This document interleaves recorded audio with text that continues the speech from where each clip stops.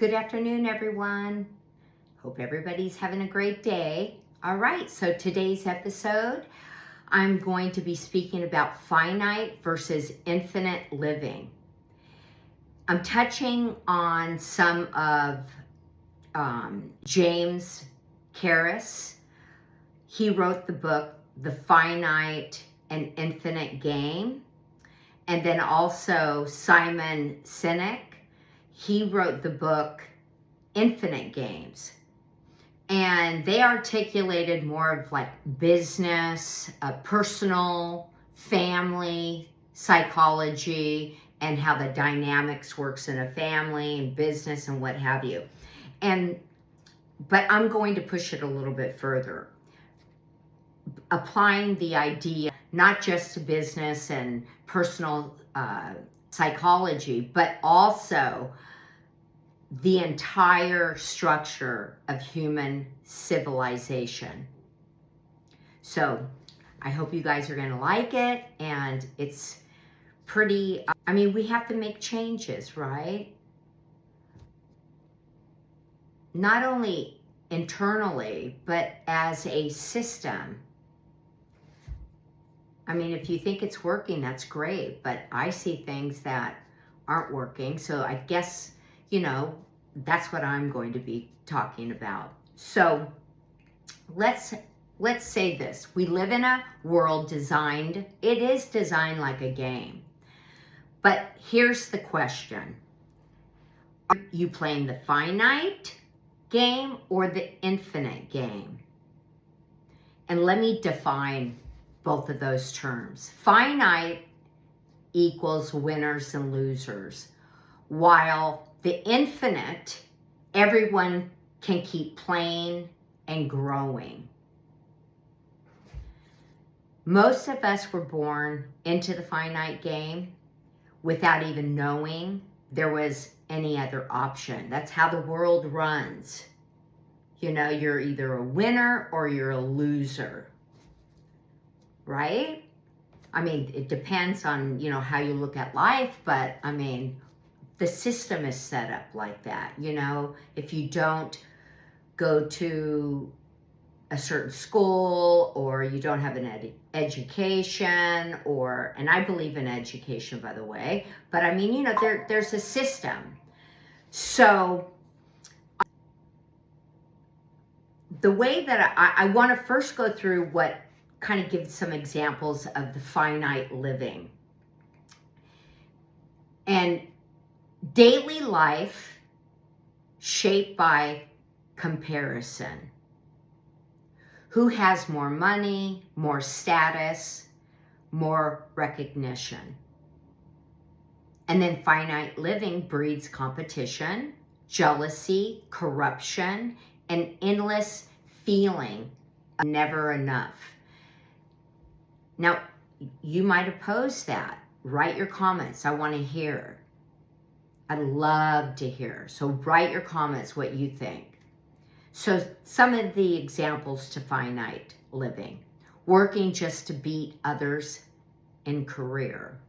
Measuring happiness by likes, followers. We are in that social media era now. Or possessions.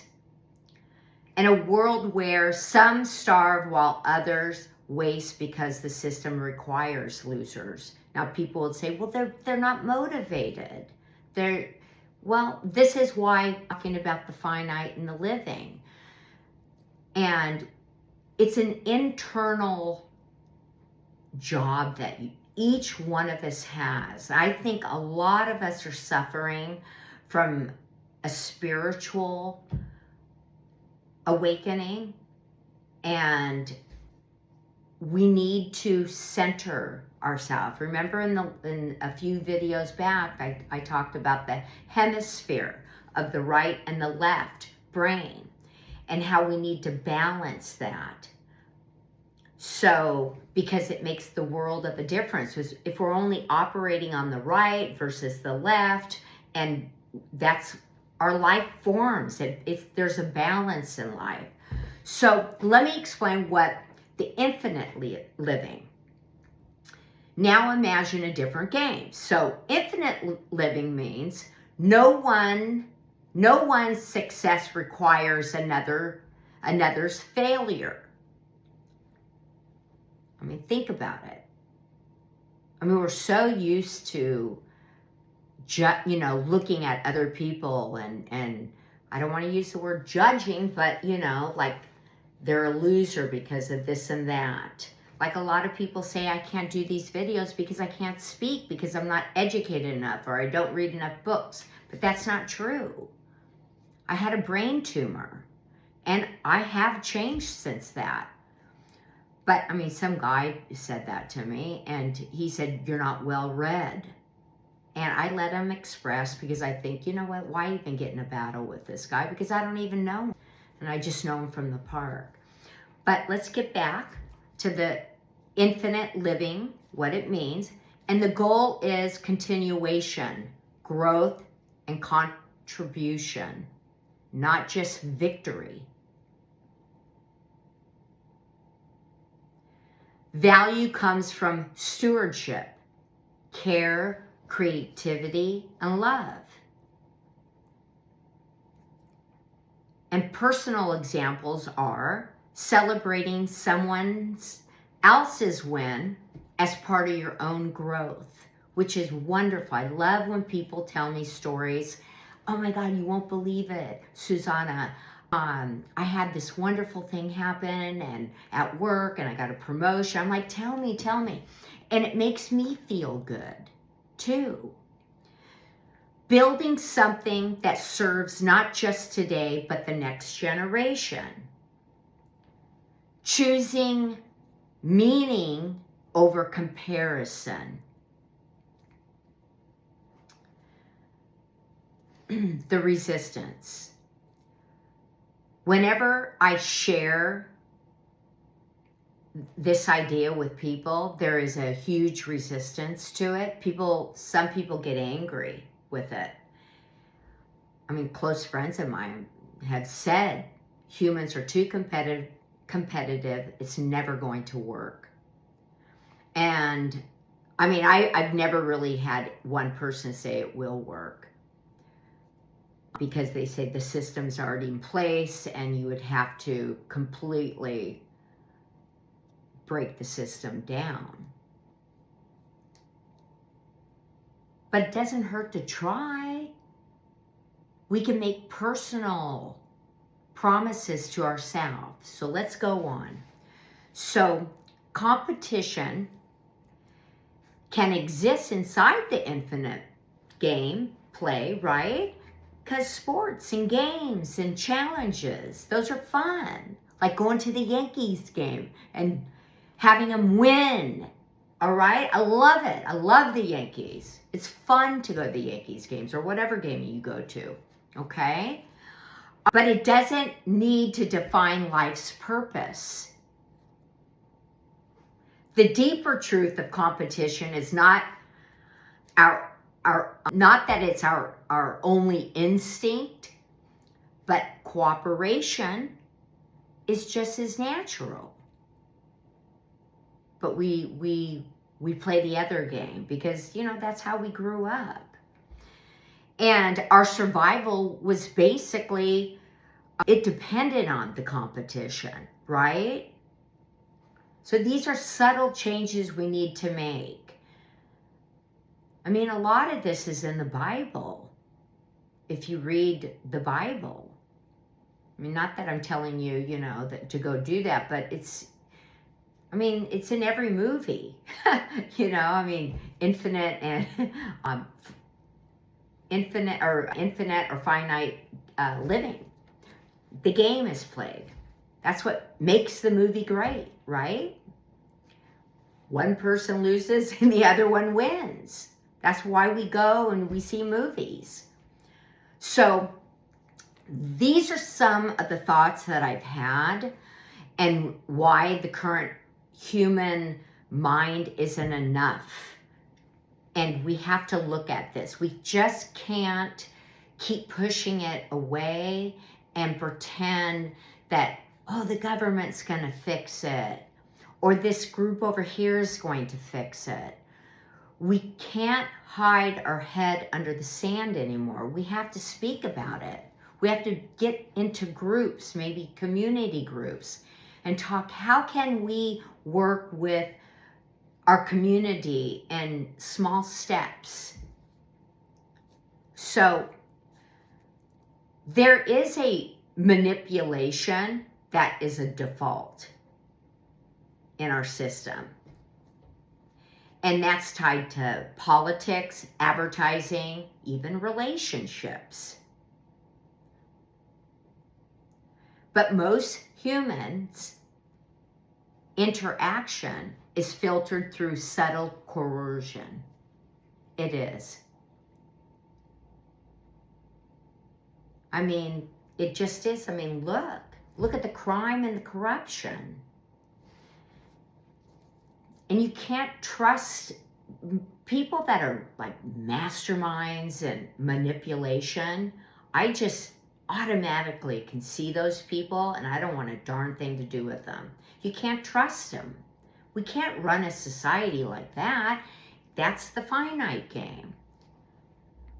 And then our framework as humanity overall is kind of a little bit, I don't want to say below animal, but we have to raise our spiritual goodness, kindness, our consciousness, and we just can't have that unstable mind that's just like someone says something to you and your response back is like a monster. And all you asked was a simple question. Because even the animals, at least they live in a harmony in their environment. They understand that. I mean, I believe that humanity has lost their natural equilibrium. I do. That's why I did that video. The balance. I mean, I talk to a lot of people because I walk a lot. And so I see people walking and we talk and what have you, or I go to the store and I see, I can see a pattern. So, all right, so let's go ahead and move down, and there's a core that we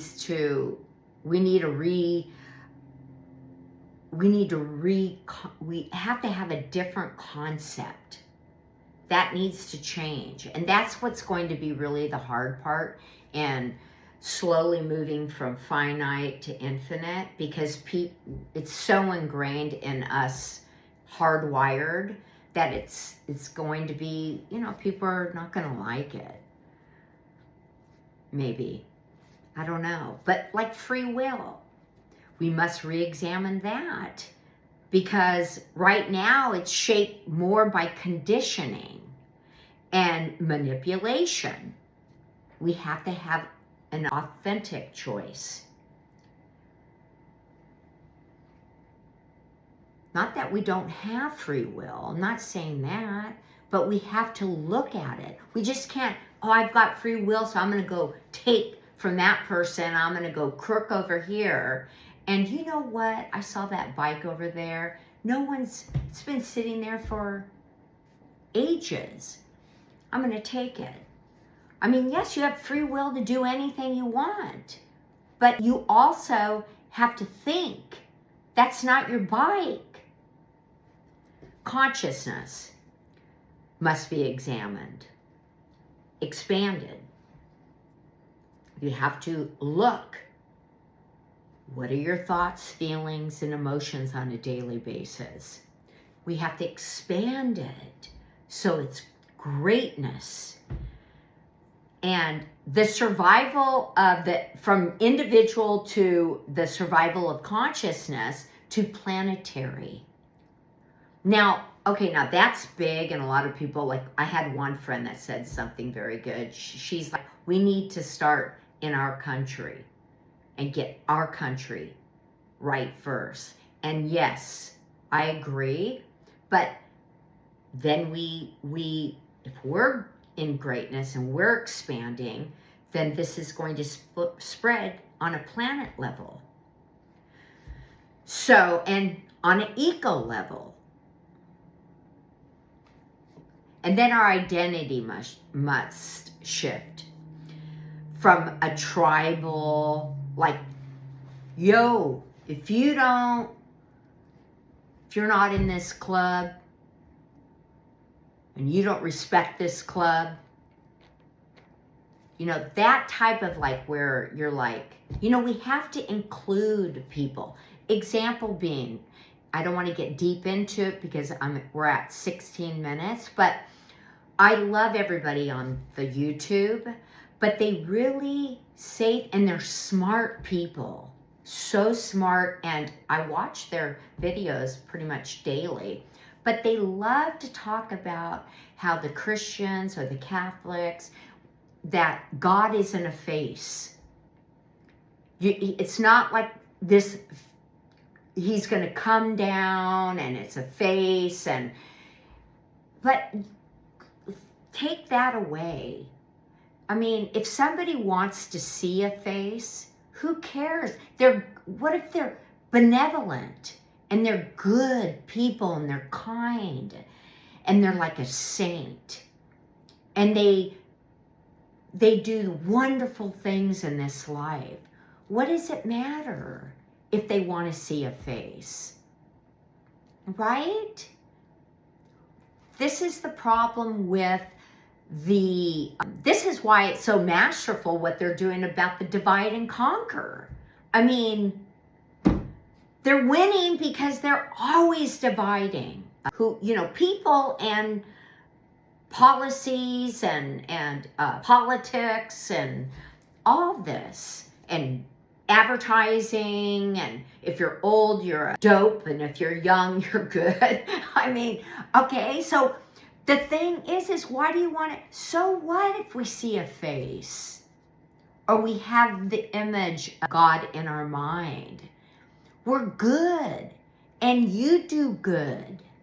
Right? And then we come together and we stop the conquer and divide game, which is a finite, right? And we come together as one. And then we're so much more powerful. Isn't that great? Like, we do that. Be nice. Have you ever hung out with a Jesus freak or a Christian? Do it. All right. So, and meaning, it must be coupled from material accumulation and tethered with something infinite, like growth of awareness, contribution, love, stewardship of life, right? Doesn't mean that you can't, live a great life, but you make these other beautiful suggestions to other people and to maybe friends, and right? You do that. So the big question is this. This is the way I laid it out, and the only way forward is through a total reimagining of the game itself. That could look somewhat what I'm going to describe. So, a post-scarcity economy where abundance isn't hoarded. Like, if you have the money, you help. You're generous. Even if you don't have a lot of money. You see the bum on the corner and you only have $1, just give it to him. Don't judge him and say, that son of a gun, he's there every day and he probably has more money than me. One of my friends did that when I was in the car with him. And I'm like, good God, how do you know he doesn't need the money? Just give if you have it, right? And then maybe we can make that conscious shift, right? Through online and through our family and friends and people and at church and what have you. And we start talking about this. So Also, a governance model based on stewardship and not power. A spiritual framework, okay, rooted in the direct experience, whether it's God, Christ, Kabbalah, Buddhism, root, because the philosophies that is good and it's kind and it's loving, and you live a life that is in honor and not robbing from Peter to pay Paul and crooking and corruption, right? Make the shift. And then we need, I believe, a psychological reset where emotional maturity becomes the baseline. That means, remember in the other video, I talked about responsibility. People not owning to the responsibility. They say something to somebody and they don't say, hey, I'm sorry for saying that. Or they do something, they don't want to take the emotional responsibility. They don't want to take they don't want to own anything, any responsibility, cheating or what. They don't even ever tell you that they're sorry or that they did it. They still lie on the way out, So there's no exception too. I mean, these are all core rooted practices that are so important to life. So I want to ask you, do you see this as a leap, as forced, a collapse that forces restructuring, or a chosen, a conscious design of a new system before the collapse? Because we're headed towards something. I don't know what quite it is, but they keep on talking about the 2030 reset, because that's where the conversation deepens. How do we actually move from finite to infinite in practice? This is a real question. So I want to invite all of you who's listening,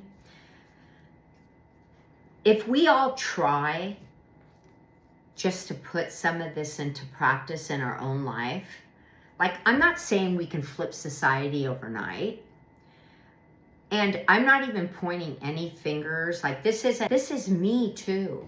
This is all of us. But we can begin in our own life. That's where we can begin.